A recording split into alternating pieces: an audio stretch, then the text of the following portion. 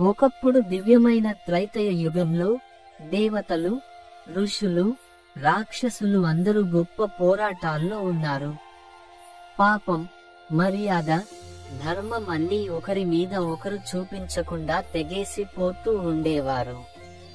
ఆ సమయంలో దేవి లక్ష్మి మహాక్షేమదాయినిగా పరమేశ్వరుడి శరణలోకి వెళ్ళింది.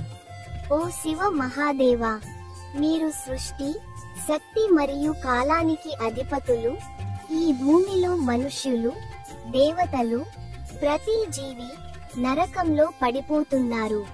దయచేసి ఓ అందమైన భవానీ స్వామి అవతారం తీసుకుని ఈ భూమి మీద సుఖమయంగా జీవించేందుకు నా అర్థాన్ని పొందండి అని ఆమె ప్రార్థించింది. అప్పుడు శివుడు ఆమె కోరికను అంగీకరించాడు.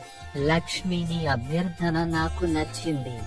ఈ విశ్వానికి ఓ గొప్ప శక్తి కావాలనిపించింది.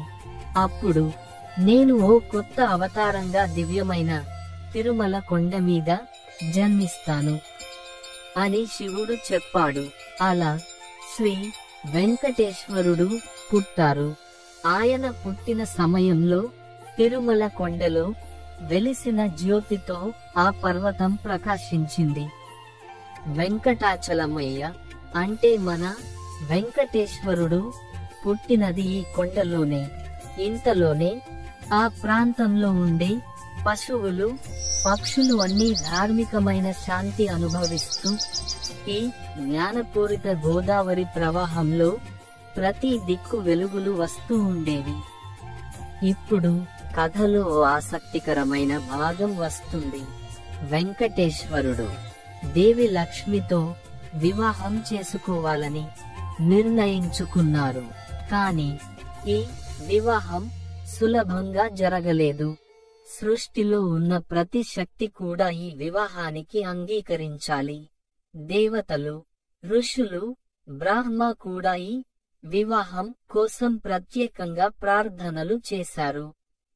స్వర్గంలోని దేవతలు, వశిష్ఠ ఋషి, బ్రహ్మ అన్ని ప్రసిద్ధి కోసం లక్ష్మీదేవిని మనస్సులో పెట్టుకుని ఈ భూమిపై వెంకటేశ్వరుడు సహజంగా ఈ అద్భుతమైన శక్తిని కాపాడి ధర్మాన్ని పొందాలని వివాహం జరపాలి అని పెద్దగా కోరారు.